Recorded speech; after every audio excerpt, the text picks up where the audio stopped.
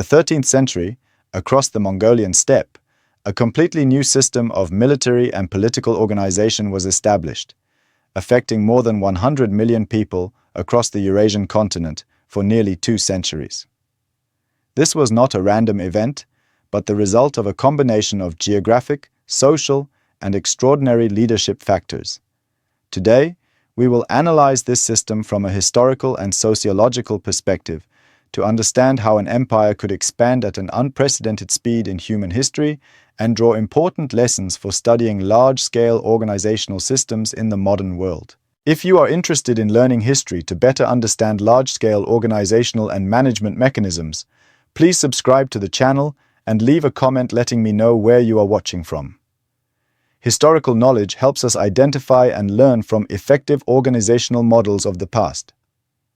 To understand why the Mongol organizational system could exist and expand so rapidly, we need to examine the context of the 12th to 13th centuries. According to research by Dr. Thomas Olson from Columbia University, this period was characterized by 3 main factors. First, geography and climate.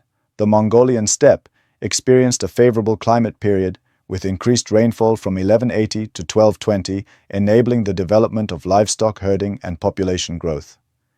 This led to resource pressure and the need for territorial expansion. Second, tribal social structure. Mongol society was organized according to a tribal system with unstable alliances, creating an environment of fierce competition. According to the secret history of the Mongols, there were about 40 to 50 large and small tribes competing with each other before unification. Third, pressure from neighboring powers. To the south were the Song and Jin dynasties, with developed economies but weak militaries, creating attractive targets for attacks.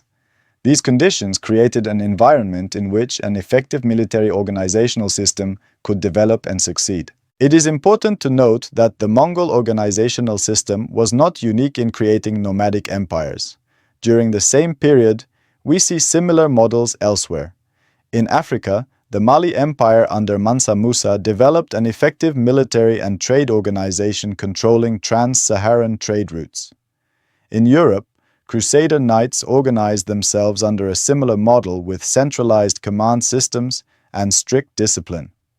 In South America, the Inca Empire developed an administrative and military system with advanced road and communication networks.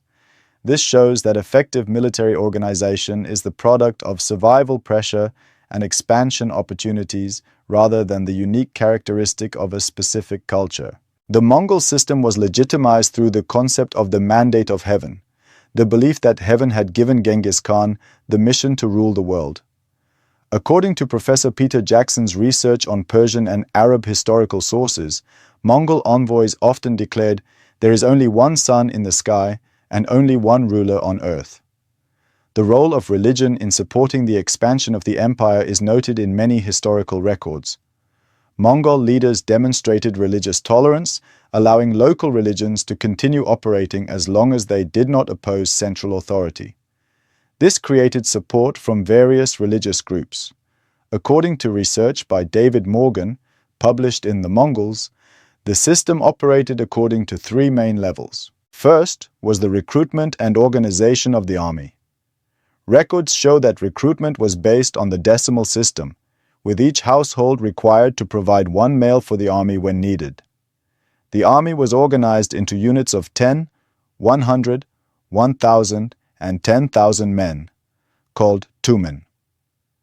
This system allowed the mobilization of up to 200,000 warriors at its peak, according to historian Timothy May's estimates. Next was the operational and command process. Professor Thomas Olson's research points out that the command system was centralized under the Great Khan and his sons, with territory divided according to the Ulus principle. Each prince was assigned to manage a specific area.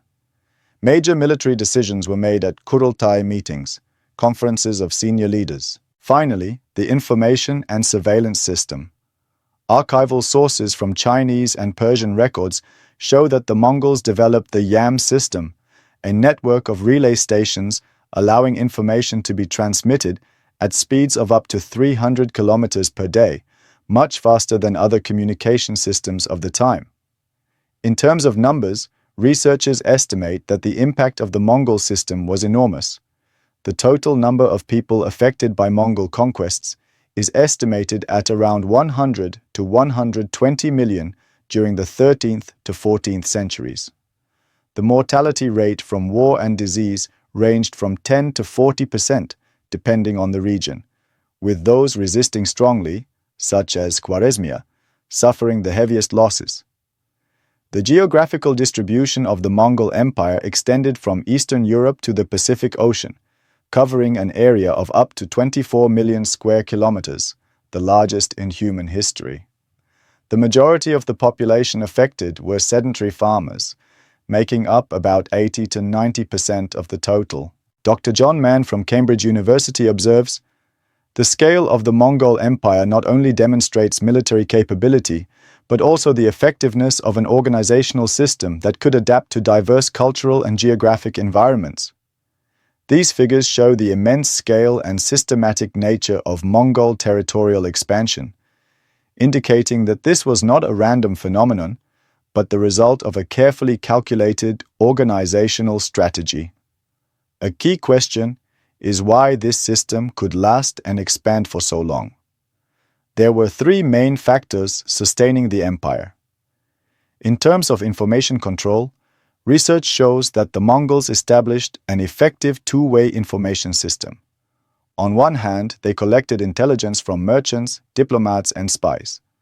On the other, they controlled the flow of information by using different languages for different administrative levels, creating communication barriers between groups that might rebel.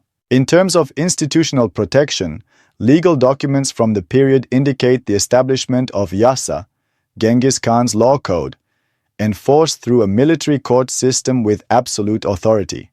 This law applied uniformly across the empire, creating consistency in governance.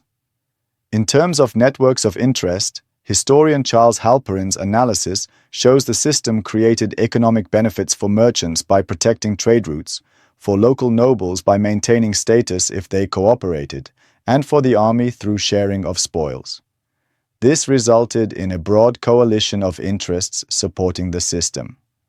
The impact of this system is recognized through various research perspectives. From a psychological perspective, Dr. William McNeil's historical psychology studies show the Mongol system created large-scale culture shock when sedentary civilizations had to adapt to nomadic governance styles. This is evidenced by changes in social structure in many regions, from China to Eastern Europe. From a social perspective, families and communities were deeply affected through administrative restructuring. Traditional extended family systems were replaced by administrative units appointed by the state, leading to fundamental changes in social organization. From a cultural perspective, anthropologist Thomas Barfield notes the formation of a hybrid culture between nomadic and sedentary traditions, creating innovations in art, architecture, and literature in many regions, formerly under Mongol rule. Not everyone accepted this system passively. Historical records document various forms of resistance. Forms of resistance included armed uprisings, such as Li Tan's rebellion in Shandong in 1262, passive resistance, such as refusing to cooperate in tax collection, and cultural resistance through preserving local traditions and religions. Particularly important was the role of the Chinese scholarly elite, who developed strategies to work within the system to maintain Chinese cultural influence while serving the Mongol administration. This is documented in sources such as the Yuanshi and literary works of the Yuan era. These resistance efforts resulted in the formation of soft resistance zones where Mongol political authority was accepted, but local culture remained intact, demonstrating the adaptability and resilience of societies under great pressure for change. The system ultimately ended in the 14th to 15th centuries for three main reasons. First, power fragmentation, as local khanates gradually became independent and fought each other instead of cooperating. Second, climate change during the Little Ice Age made the Mongolian steppe harsher for livestock herding, reducing resources to sustain large armies. Third, The development of gunpowder weapons and new military techniques reduced the advantage of Mongol cavalry. Historian David Morgan assesses, the end of the Mongol Empire was not due to military defeat, but to the inability to maintain the political unity necessary for managing such a large-scale system. When studying the Mongol political and military system, we see similar models emerging in history at different times. 4th to 5th centuries. The Hunnic Empire under Attila used a similar nomadic organizational model with centralized command and rapid mobility. However, its scale and duration were much smaller than the Mongols. 6th to 8th centuries. The Göktürk Empire in Asia also developed an effective military system capable of controlling Silk Road routes, but was limited by internal conflict and pressure from China. 14th to 16th centuries. The Ottoman Empire developed the Janissary system with strict military discipline and technological adaptability, showing inheritance of certain organizational principles from earlier models. This shows that effective military and political organization emerges periodically in history when there is a proper combination of geographic, social, and leadership factors, as noted by Professor Peter Turkin in Historical Dynamics on Historical Cycles. Today, although the context is entirely different, we can still find lessons from the Mongol organizational system applicable to modern organizations. In current statistics, according to the McKinsey Global Institute's 2024 report, there are about 200 multinational corporations operating at a scale equivalent to modern commercial empires, with over 100,000 employees and operations in more than 50 countries. Modern organizational forms learn from the Mongol model by using decentralized management with centralized control, leveraging information technology to maintain rapid communication similar to the YAM system, and adapting culturally when operating in diverse markets. Compared to the past, management experts like Peter Drucker and Jim Collins observe that core organizational principles, strategic focus, decentralized execution, efficient information systems, and performance-based incentives remain relevant in the modern business environment. From the historical lessons of the Mongol organizational system, modern organizations have developed many practical applications. In terms of management theory, top business schools like Harvard and Wharton have incorporated studies of historical empires into MBA programs to teach large-scale, multicultural management. In terms of research mechanisms, tech corporations like Google and Amazon draw from the Mongol two-man model in organizing small autonomous teams that coordinate closely. Specifically, Amazon uses the two pizza teams principle, groups small enough to be fed with 2 pizzas, similar to Mongol units of 10 to 100 men. In terms of education and application, modern leadership training programs at Fortune 500 companies often include case studies on how historical leaders like Genghis Khan manage cultural diversity and maintain motivation in large organizations.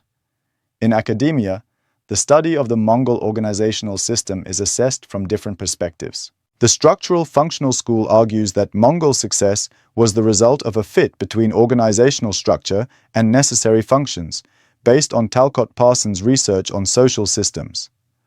The Social Historical School counters that personal and random factors played a greater role than structure, with evidence from comparative studies of other nomadic empires that did not achieve similar success.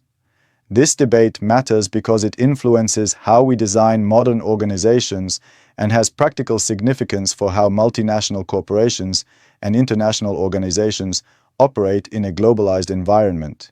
The study of the Mongol political and military system offers important lessons for modern society. On power, we learn that centralized authority can be effective in achieving large goals, but must have feedback and adaptation mechanisms to avoid rigidity.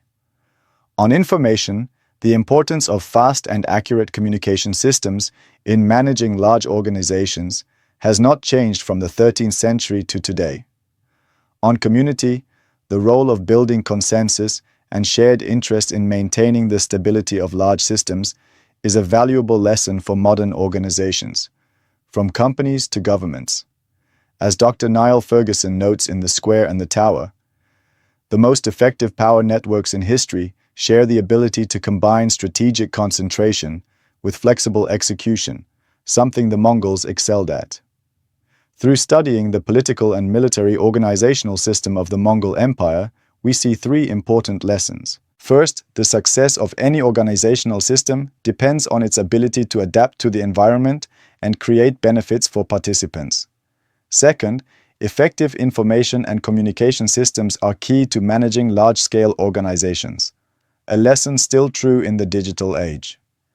Third, the combination of strategic concentration and decentralized execution can create superior effectiveness compared to purely centralized or decentralized models. These insights help us design and operate more effective organizations in the modern world, from businesses to international institutions. Knowledge of history is not only to understand the past, but to build a better future. If this video has helped you better understand the principles of large-scale organization and management, please share it with those interested in building effective and sustainable organizations. Subscribe to the channel to follow more historical analyses with practical significance, and let me know in the comments, which principle from the Mongol organizational model do you think can be most effectively applied to modern organizations? Thank you for taking the time to explore this complex but fascinating topic. We will meet again in the next video, when I will analyze the diplomatic and trade systems of historical empires. If you want, I can now also optimize this translation for a YouTube video script format, so it sounds more compelling and flows like a documentary narration rather than an academic paper. That will make it even more engaging for viewers. Would you like me to do that next?